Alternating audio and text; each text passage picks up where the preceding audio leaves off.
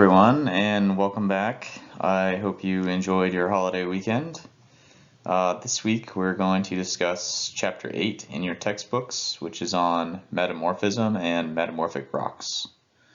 And if you've ever seen any rocks like those pictured here on this slide, then you've seen metamorphic rocks in person.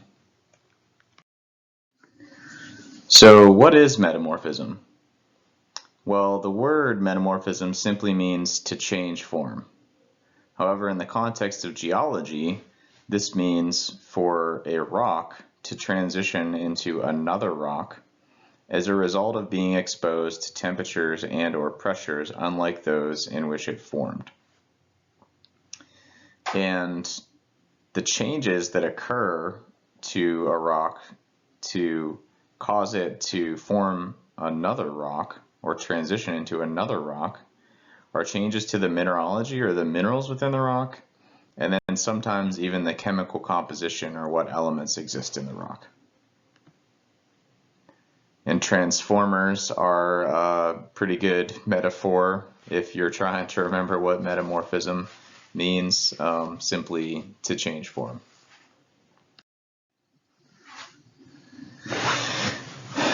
So, because metamorphic rocks form from rocks that already exist, every metamorphic rock has a parent rock, or what's known as a parent rock, which is just the rock from which it formed. And it's important to note that parent rocks can be igneous rocks, sedimentary rocks, or other metamorphic rocks. So it doesn't matter what type of rock the parent rock was, metamorphism can still occur. Metamorphism can also occur to varying degrees, and this spectrum of degrees to which metamorphism occurs is known as metamorphic grade, which is the degree to which the parent rock changes during metamorphism. And this spectrum progresses from low-grade metamorphism, which occurs as a result of low temperatures and pressures, to high-grade metamorphism that occurs as a result of high temperatures and pressures. And during metamorphism, rocks remain essentially solid, despite the fact that it may look like they must have melted in the case of some of the higher-grade metamorphic rocks.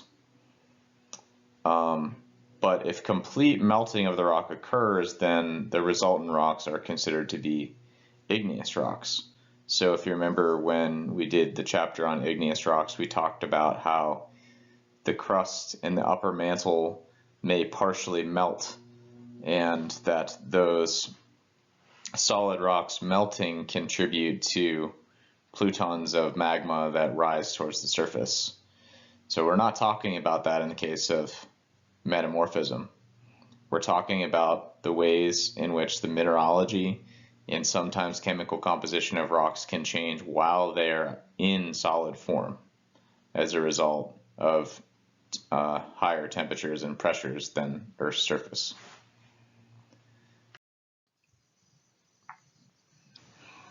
Speaking of the spectrum of metamorphic grade, this slide shows several of the metamorphic rock classifications within that spectrum.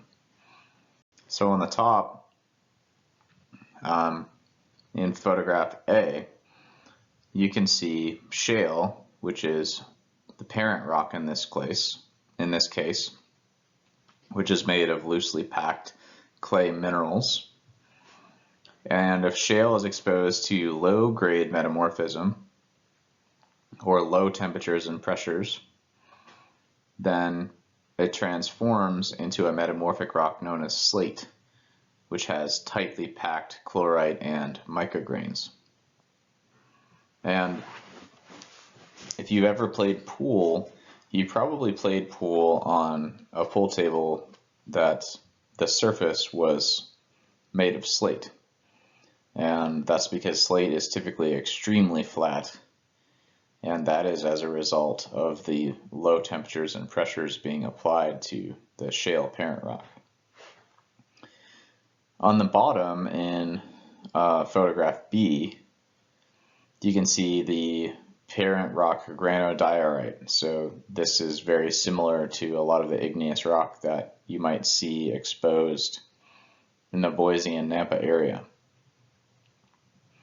And this is composed of randomly oriented mineral grains.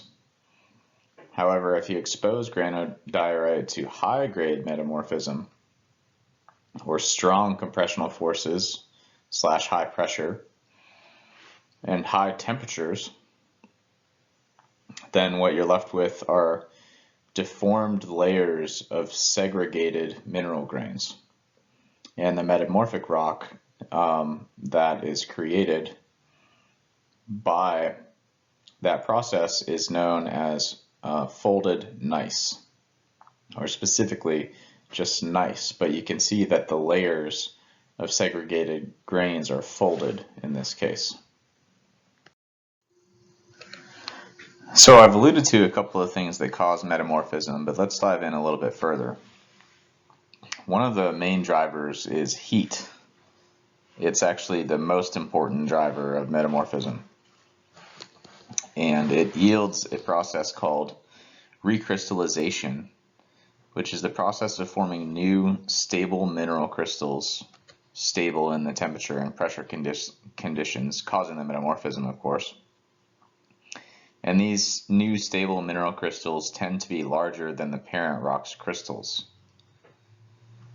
During recrystallization, the mineralogy of the rock may or may not change. So, for example, when shale recrystallizes to slate, the mineralogy does change because you go from clay minerals to chlorite and mica, versus if you go from sandstone to quartzite, the mineralogy doesn't change because you still have quartz either way. There are two main sources of heat that can cause metamorphism. The first is just the geothermal gradient. So the further that you go down into the earth from the earth's surface, the hotter it gets. And that temperature gradient is about 25 degrees Celsius per kilometer depth within the Earth's crust.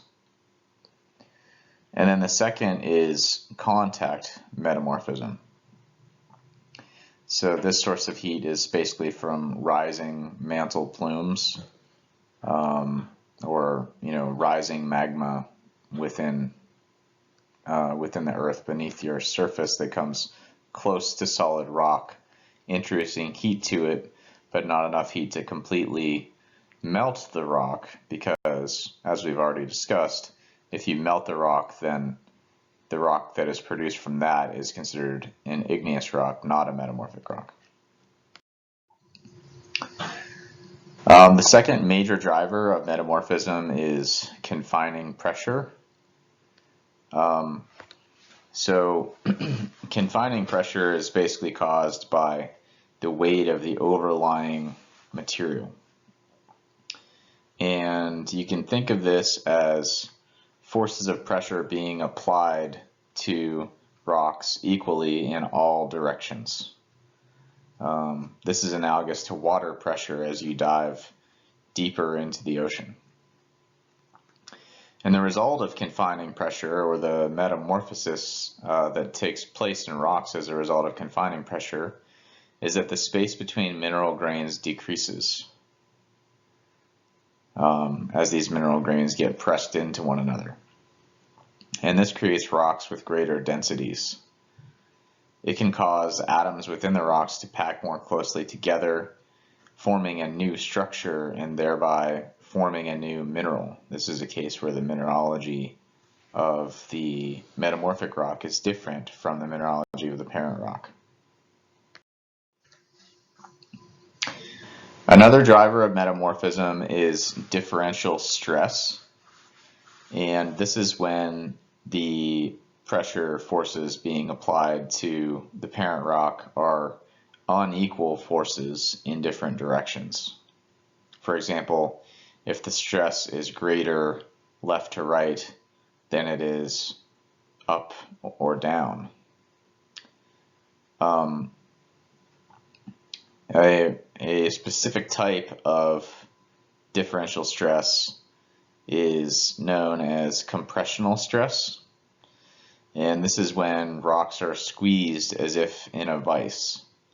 And that leads to mineral grains being shortened in one direction and elongated in the other direction.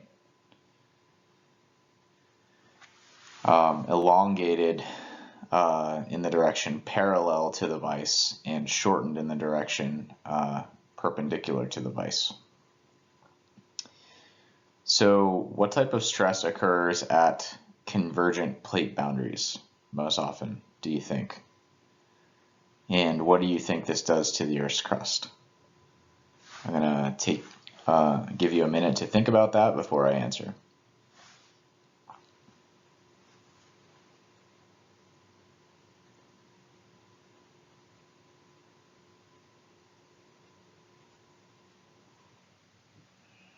So the type of stress that most often occurs at convergent plate boundaries is compressional stress. And this is because you have two plates moving towards one another, and then rocks are getting squeezed as if in a vise. And the mineral grains are being shortened in the direction that the plates are pushing at one another, and elongated in the perpendicular direction to that.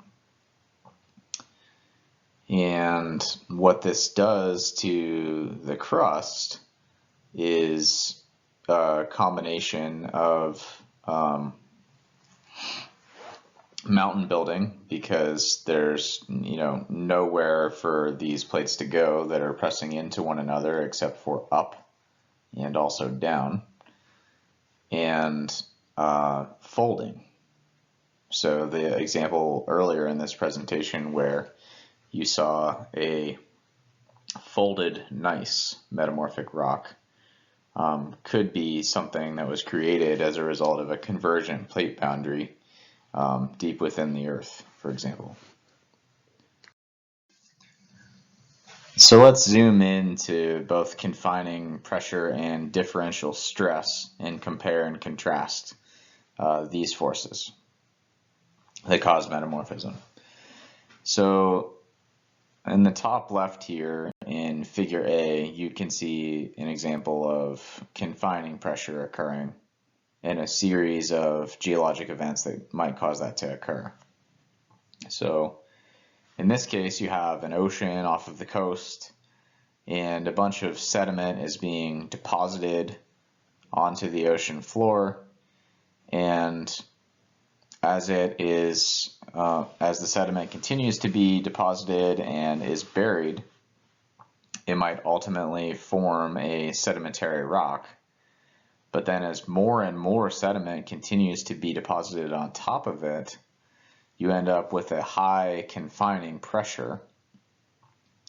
And basically the confining pressure pushes inward on that sedimentary rock from all directions, and it creates a denser rock than the original sedimentary rock because of all of that confining pressure impacting the sedimentary rock itself. And then in figure B, you can see an example of differential stress and how that might cause metamorphism. So let's say you have a mountain building event because you have two converging tectonic plates. And in this case, the rocks are subjected to differential stress because they're shortened in the direction of maximum stress, so the direction that the plates are pushing at one another, and lengthened in the direction of minimum stress, or perpendicular to the direction that the plates are pushing into one another. So you can see that in this case, some of the solid rock gets pushed down into the earth, and some of it gets pushed up. And this results in deformed strata. So if you have, let's say, layers of sedimentary rock in this example, then that sedimentary rock might be deformed and folded as a result of the compressional stress. Or sorry, the differential stress. A fourth driver of metamorphism is chemically active fluids. So many minerals are hydrated minerals, meaning they contain water in some form. And examples of these minerals are clays, micas, and amphiboles. And increased temperature and pressure causes the water dissolved within these minerals to be released, thereby altering the mineralogy of these rocks that are experiencing increased temperature and pressure. And when this water dissolved within the minerals is released, it enhances the dissolving and transportation of ions from one site in the crystal structure to another. In some environments, for example, adjacent to a pluton of magma, fluids can transport mineral matter over considerable distances. And so not only is water being released from these minerals, and then that water acting in the transportation of ions from one site in the crystal structure to another, but in fact that water can carry ions quite some distance in certain conditions, and thereby impacting rocks and causing metamorphism in rocks quite some distance from the heat that caused from the heat and or pressure that caused the fluids to become chemically active in the first place. And the term metasomatism is when the overall chemical composition of the surrounding rock changes, and this is in fact caused by this transport of fluids and mineral matter over considerable distances. Okay, so talking a little bit more about what drives metamorphism. We've talked about the driver of heat. So when a parent rock is exposed to heat, we've talked about pressure and different types of pressure, and we've talked about chemically active fluids. So all of these forces can change a parent rock, cause metamorphism, and create a metamorphic rock. But what is the importance of the parent rock in this process? Do all different types of parent rock result in the same type of metamorphic rocks given the same conditions? Or does this vary considerably between different types of parent rock? So firstly, most metamorphic rocks have the same overall chemical composition as the original parent rock.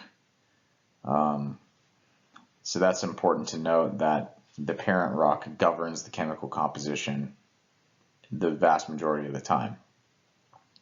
The only time that this doesn't happen is when you have a loss of volatiles, for example, water, H2O, or carbon dioxide, CO2. So in the last example of chemically active fluids causing metamorphism, that's an example when the chemical composition of the parent rock actually changes between the parent rock and the metamorphic rock.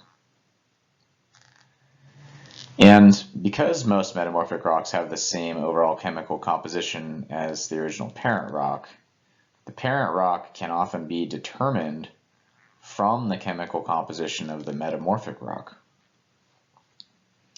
And this is interesting to note, and will be interesting for you to think about perhaps when you're in lab learning to identify metamorphic rocks, because if you can identify any of the mineral crystals, it can give you some clues as to what the parent rock might have been. And Another reason why the parent rock is important to the metamorphic process, or the metamorphism process, is because the mineral makeup of the parent rock determines the degree to which each metamorphic agent or driver will cause change.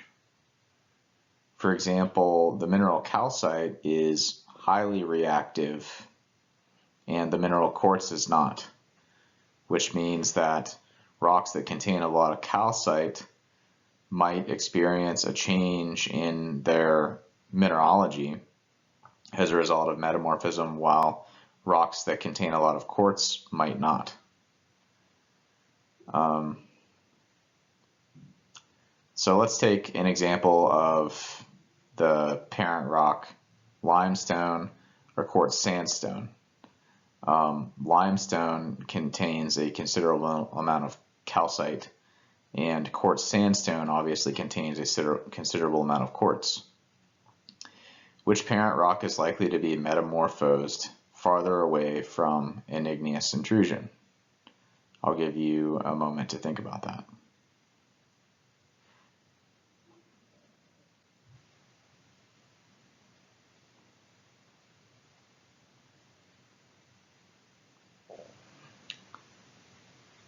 So limestone is more likely to be metamorphosed farther away from an igneous intrusion, again because calcite is highly reactive and limestone contains a considerable amount of calcite, whereas quartz is not highly reactive.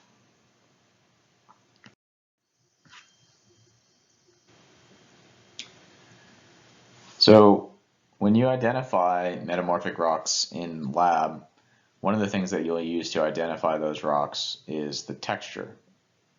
And in this case, the texture describes the size, shape, and arrangement of mineral grains. And metamorphic rocks can display preferred orientation of minerals, where the platy mineral grains exhibit parallel to subparallel alignment to one another. Another metamorphic texture that you will learn to apply in lab is foliation. And this describes any planar arrangement of mineral grains or structural features within a rock. Examples of foliation include parallel alignment of platy and or elongated minerals or mineral grains, parallel alignment of flattened mineral grains or pebbles, compositional banding of dark and light minerals, and then cleavage where rocks can be easily split into slabs.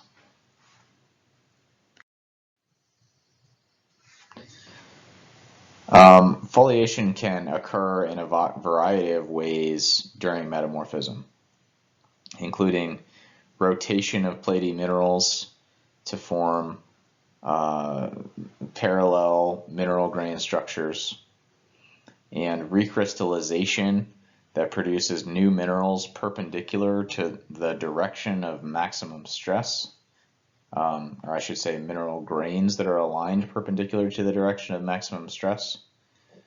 This is a common occurrence in minerals with elongated or platy structures, for example, amphiboles and micas, when they're exposed to compressional stress, for example, at convergent plate boundaries. Foliation can also occur from a flattening of spherically shaped grains. So now that you understand how foliation occurs as a result of metamorphism that changes parent rocks to metamorphic rocks, let's talk about a few different types of foliated textures that you'll need to be able to identify in lab to identify metamorphic rocks. And also understanding these different foliated textures can help you to determine the degree of metamorphism, and therefore that can tell you something about the geologic history of the rock. So one type of foliated texture is rock or slaty cleavage, and this is when rocks split into thin slabs, And this typically develops in beds of shale that experience low-grade metamorphism. And as you can see, this typically forms slate. And in this photograph here, you can see slate being used as a rooftop on a home. And it can be used for that because of how exceptionally flat it is and how it causes runoff as a result of that, rather than some sort of differential erosion where the water might actually get down to the roof and then leak into your home. And then in the photograph below the house there, you can see, slate existing all around on the hill slopes, and then these and how similar that looks to the slate on the rooftop there. So this is all an example of excellent slaty cleavage. Another metamorphic texture as a result of foliation is schistosity. And this is when platy minerals are discernible with the unaided eye. For example, you might see mica and chlorite mineral flakes beginning to recrystallize into large muscovite and biotite crystals in a metamorphic rock with schistosity texture. And this texture typically results in a planar or layered structure within the rock. And rocks having this texture are classified as schist, as the type of metamorphic rock. It's not particularly difficult to remember that the texture is schistosity and the rock is schist. Another common foliated texture is a gneissic texture. This typically occurs as a result of high-grade metamorphism when ion migration within the rock results in the segregation of minerals into light and dark bands. Metamorphic rocks with this texture are called gneiss. So again, you have a gneissic texture. The rock is called a gneiss. Hopefully that should be fairly easy to memorize.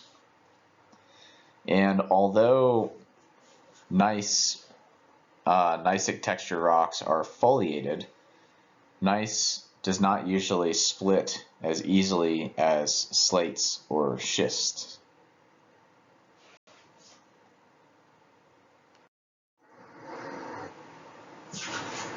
Other metamorphic rock textures include philitic, non-foliated, and porphyroblastic textures. So a philitic texture contains platy minerals larger than slate but smaller than schist. So you can't see the mineral grains with the naked eye. But you also learn to identify this in lab. A lot of times the mineral grains appear very shiny in a phyllite, which is the name of the metamorphic rock with a philitic texture. Non-foliated metamorphic rocks are composed of minerals that exhibit equidimensional crystals. For example, quartz and calcite. And it's because of the equidimensional crystals that these metamorphic rocks lack foliation. These non-foliated metamorphic textures typically develop in environments where deformation is minimal, so low-grade metamorphism, not a ton of heat or pressure. And they can look similar to coarse-grained igneous rocks. A good example of a non-foliated metamorphic rock would be quartzite, which we discussed and I showed earlier in this presentation. And then porphyroblastic textures. So these textures are unusually large grains called porphyroblasts, and those unusually large grains are surrounded by a fine-grained matrix of other minerals. So this is an example of a garnet mica schist. So in this case, the garnet minerals form the porphyroblasts, and the mica forms up the fine-grained matrix in between the porphyroblasts. And this is a schist, as you can see that the individual mineral grains separated out from one another. Even the mica in between the porphyroblasts, you can see the individual grains. However, they did not align into light and dark bands like they would if it were a gneiss. So now that you understand all of the different types of foliation, let's talk about the foliated metamorphic rocks that you'll identify in lab. So the first one to talk about is slate, which is very common. We've already talked about it a bit, but just to reiterate, slate forms as a result of low-grade metamorphism, and the parent rocks of slate could be shale, mudstone, siltstone, or volcanic ash. So all pretty fine-grained parent rocks. Slate features a very fine-grained muscovite and chlorite mineral crystals, excellent slaty cleavage, which is again why it's used as the surface for pool tables, for example, and it has a pretty variable color. Another foliated metamorphic rock that I mentioned briefly earlier is phyllite, and this forms from low to medium grade metamorphism. So as I just mentioned, slate forms from low grade metamorphism, but a slightly higher grade of metamorphism, a low to medium grade metamorphism, can result in phyllite. And the parent rock of this metamorphic rock is either shale, mudstone, or siltstone. So pretty similar to the parent rocks of slate. And this rock features chlorite and mica crystals that are larger than in slate, but not large enough to see with the unaided eye. It usually has a glossy sheen and wavy surfaces, so it's no longer extremely flat like slate is.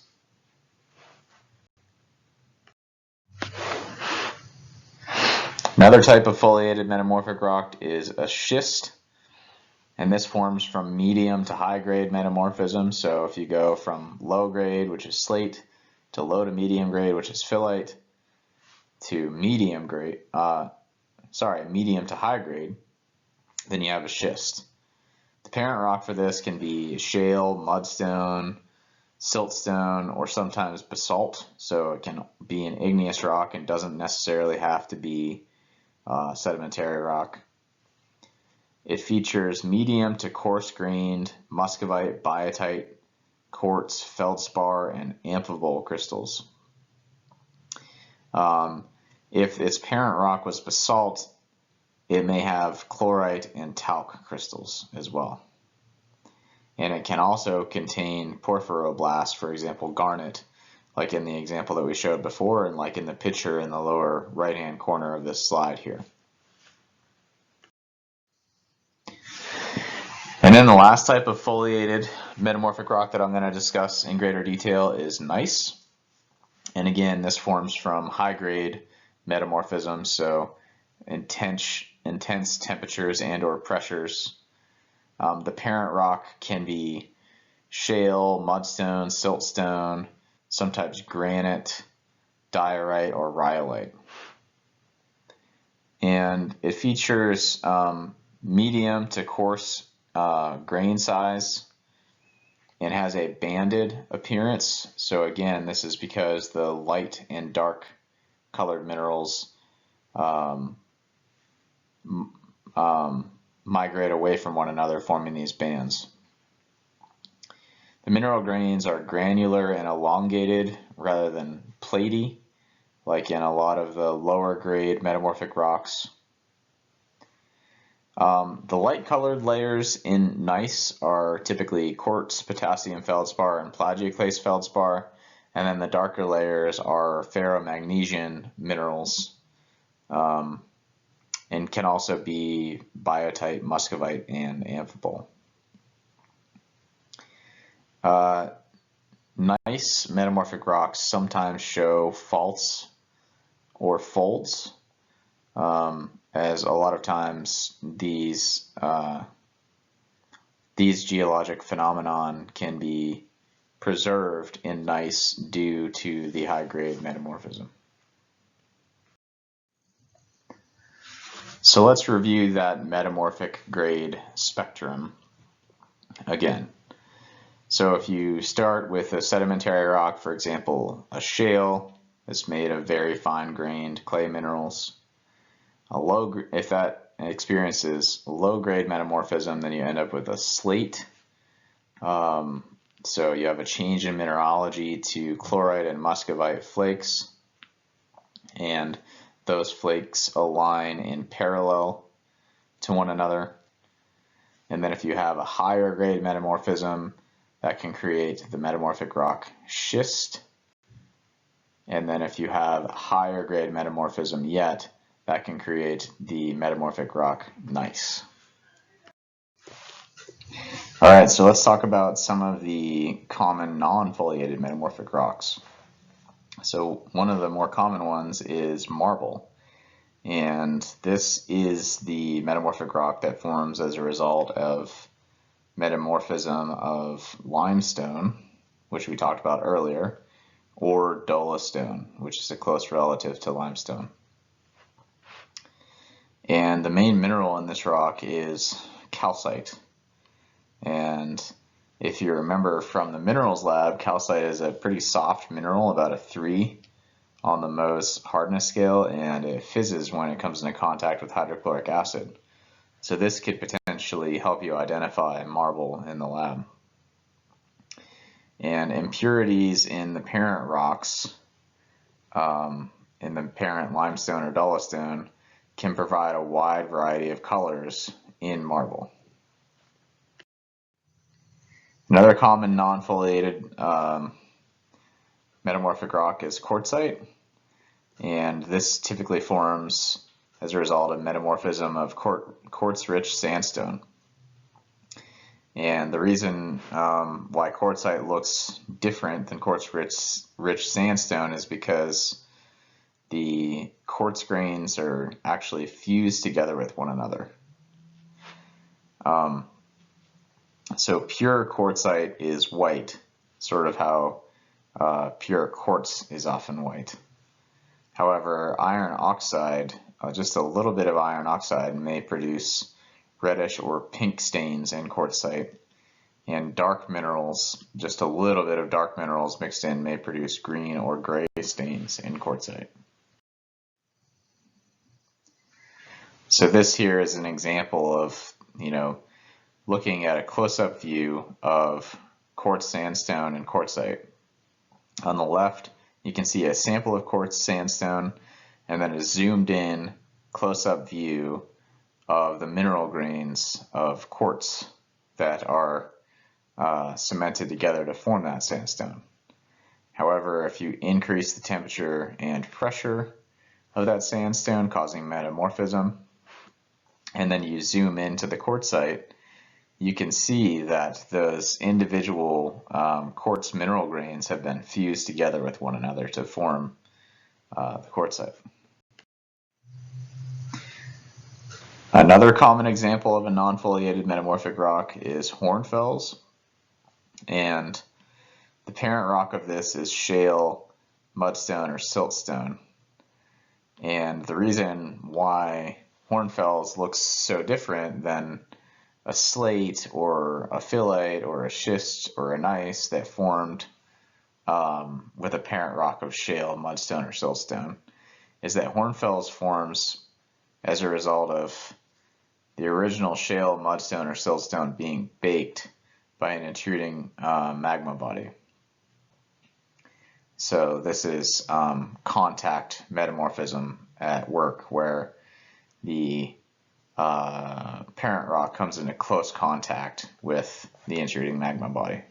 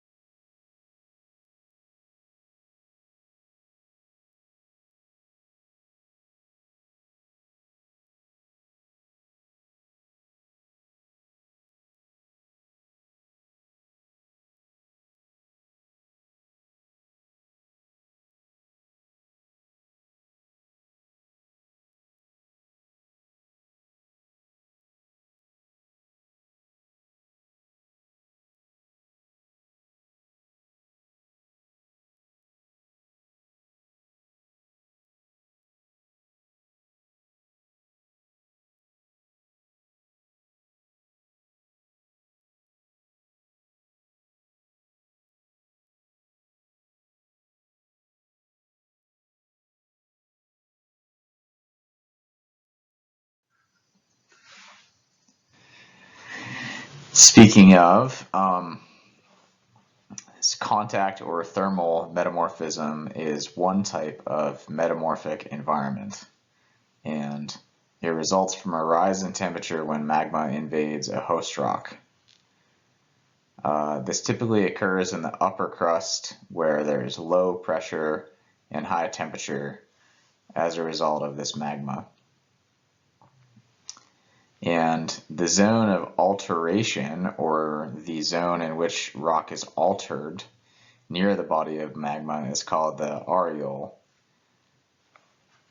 And now I'll show you a video pertaining to contact or thermal metamorphism.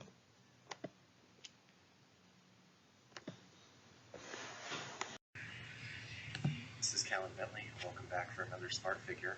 After watching this video, you should be able to describe contact metamorphism and how it occurs. So, the idea behind contact metamorphism is that temperature is the dominant factor driving the metamorphism, rather than differential stress.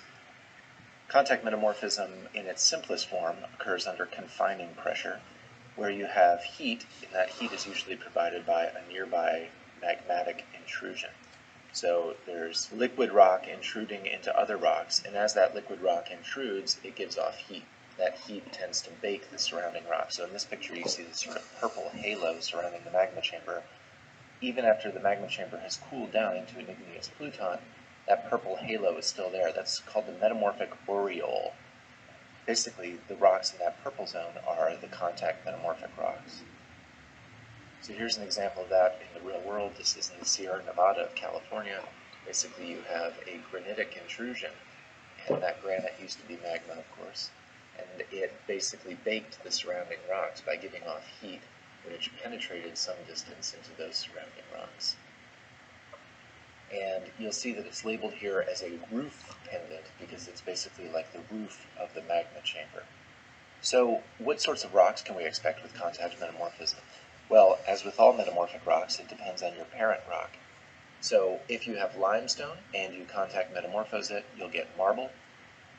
If you have a quartz sandstone and you contact metamorphose it, you'll produce a quartzite. And shale, under contact metamorphism, will produce a rock called a hornfels. So here's an example of one of those. This is a quartz sandstone. And if you contact metamorphose it, basically what happens is the individual grains fuse together, and you end up producing a metamorphic rock called a quartzite. Now here's an example from one of the Eye on Earth series. If this granitic intrusion here intrudes into shale, then what sort of metamorphic rock would we expect to produce? Hopefully what you said is hornfels. Hornfels is the contact metamorphose version of a shale. You see it right down here at the bottom of your metamorphic rocks classification key. It's a very fine-grained, tough rock. Not really too much to recommend it, but that's what happens when you bake mud. It's basically nature's pottery, if you want to think of it that way. Thanks very much for your attention. This has been another Smart Figure. Another type of metamorphic environment is a hydrothermal metamorphism environment. And hydrothermal metamorphism causes chemical alteration as a result of hot ion-rich fluids circulating through pore spaces in rock fractures. This typically occurs along the axes of the mid-ocean ridges, for example, the Mid-Atlantic Ridge. And black smoke is as the result of the fluids gushing from the sea floor. So I'm going to show you an example of some of these black smokers, and you can picture the hydrothermal metamorphism that might be taking place in this environment. It's like maybe 12. We have to be careful because we can melt things. Yes, you can. All right. Let's get some overheads here. That's magnificent. Awesome! All right, guys, how's worth the wait? Yes. There it is. The iconic structure of oceanography. Looks like a little beehive up there, huh? It does, doesn't it? It is a beehive. Wow.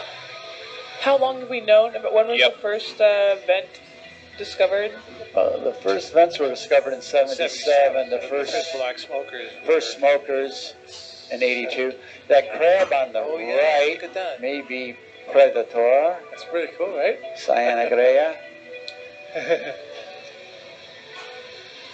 And those look just like Galateas, Yeah. but maybe they're similar.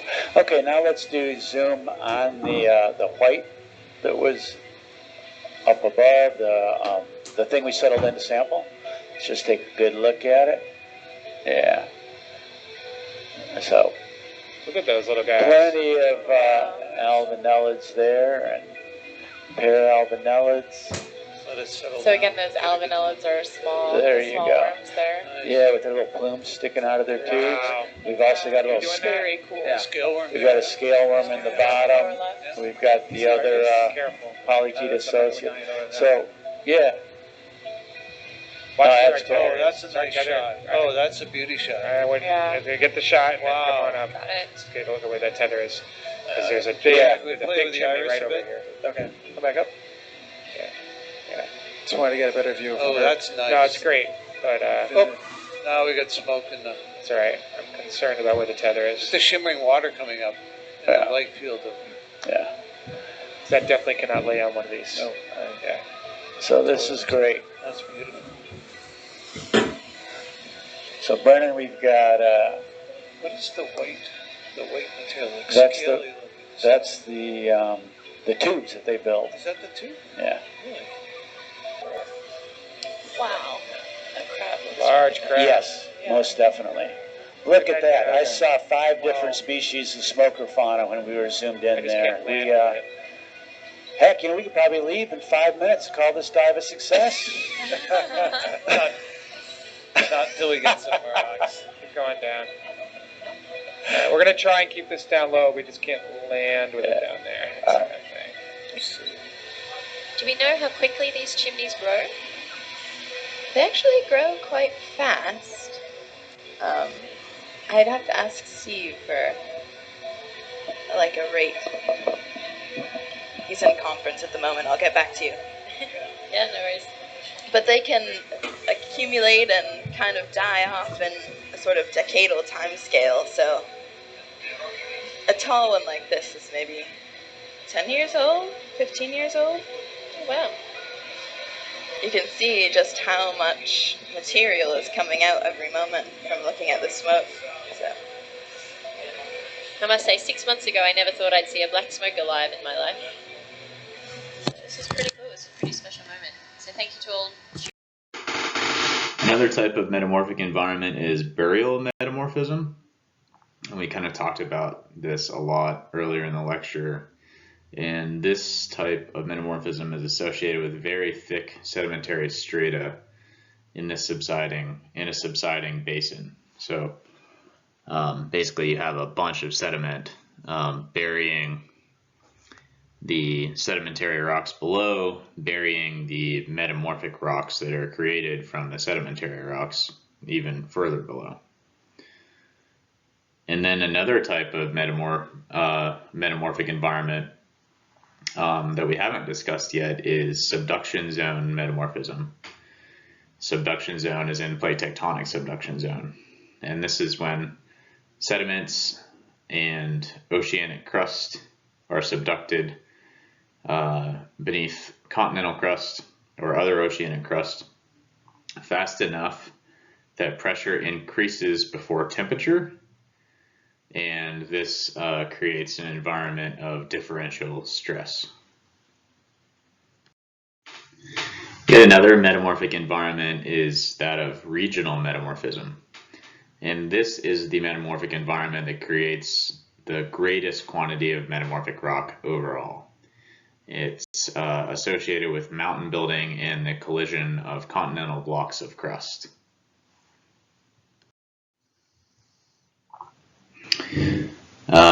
So here you have an example of metamorphism along a fault zone, which is another metamorphic environment. So let's start at photograph A on the left. Here you're near Earth's surface, where rocks typically behave like a brittle solid because of the colder temperatures near the surface, and the rock fault breccia is generated along the fault zones.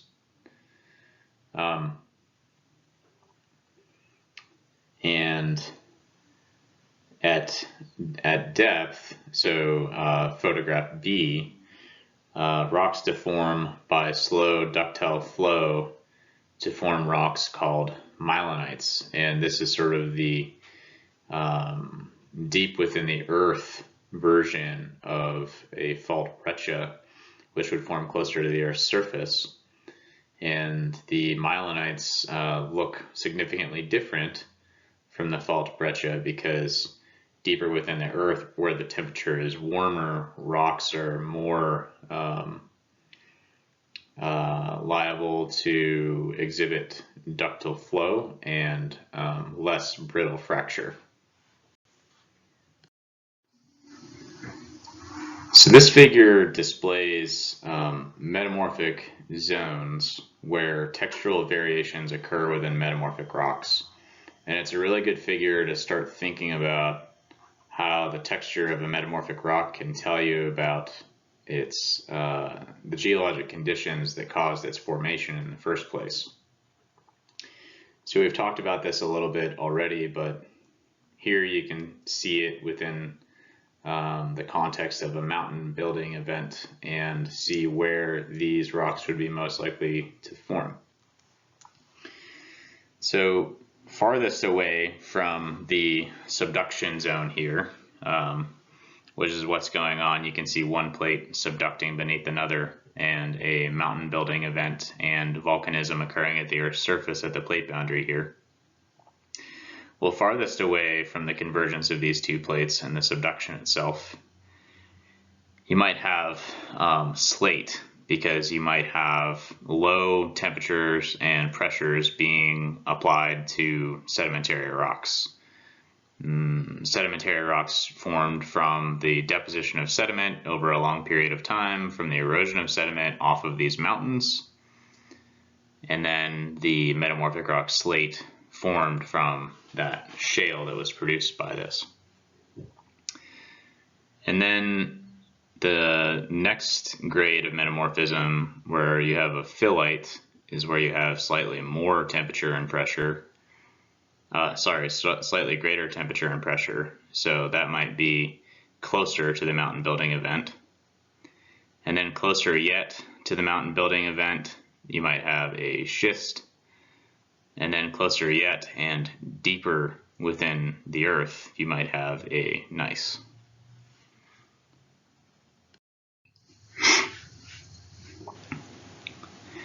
So not only does the texture of a metamorphic rock tell you about its metamorphic grade and the way in which it was formed, but index minerals do as well.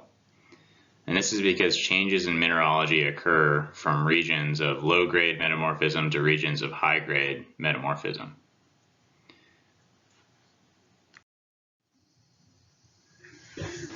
So let's talk about the relationship between metamorphic zones and index minerals.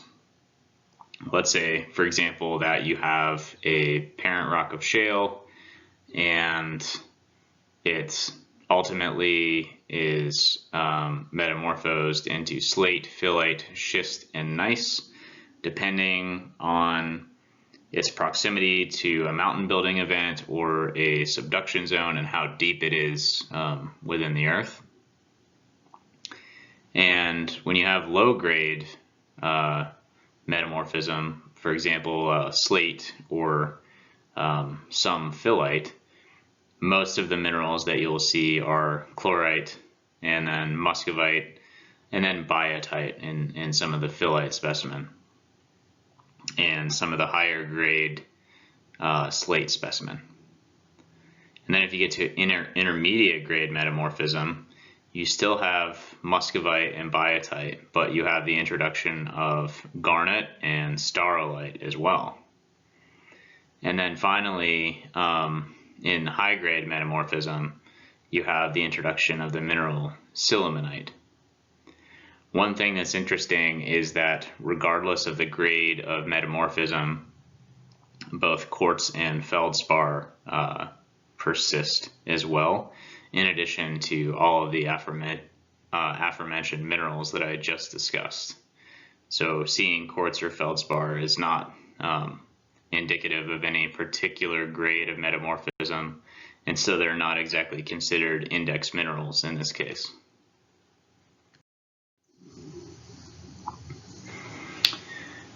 Another way to interpret metamorphic environments from a metamorphic rock is using metamorphic facies.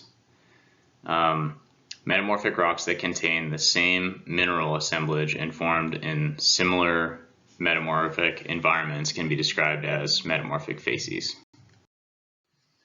So this diagram shows all of the common types of metamorphic facies, or areas of similar mineral assemblage and metamorphic environments. And so you can see two examples. You can see the metamorphic facies in the context of what happens to shale when it's exposed to different pressures and temperatures, and in the context of what happens to basalt when it is exposed to different temperatures and pressures. So if you expose shale to the green schist facies, which is where the temperature is, in the range of 400 degrees Celsius and the pressure is in the range of 4 kilobars, then you can get a slate or a phyllite. And if you had a basalt exposed to that same pressure and temperature metamorphic environment, then that would result in a green schist. And then if you were to take that same shale or basalt and expose it to a higher temperature and pressure, say 600 degrees Celsius and 6 kilobars of pressure, then you would get a mica schist in the case of the shale and an amphibolite in the case of the basalt. There are other facies that exist, however, they're not necessarily quite as common. So for example, like the blue schist facies and the ecloglite facies are a result of basically an increase in pressure at the same temperatures that you would find the green schist facies and the amphibolite facies. And this will form different types of metamorphic rocks. And then you can also see the Hornfels facies, which is a bit of an outlier in the upper right-hand corner of this figure. And I'll give you a moment to think about why that might be, and then I will explain.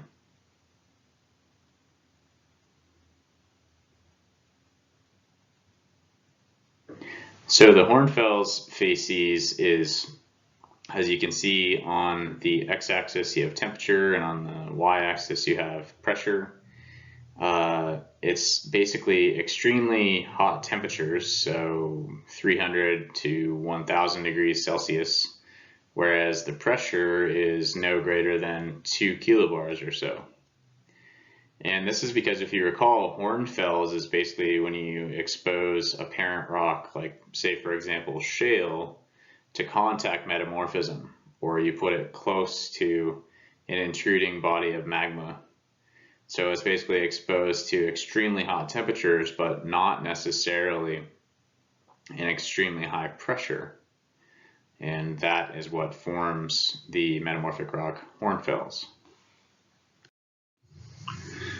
So that's all I have for you this week. I encourage you to spend some extra time studying facies and the relationship between facies and plate tectonics, or what different metamorphic facies can tell you about the plate tectonics environment in which metamorphic rocks formed.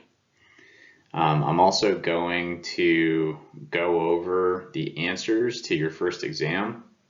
However, there are some students who have not yet completed the exam due to unfortunate illnesses. So unfortunately, you're going to have to wait on that. But I hope you have a great week, and best of luck in the lab, and I'll talk to you soon. Thanks. Bye.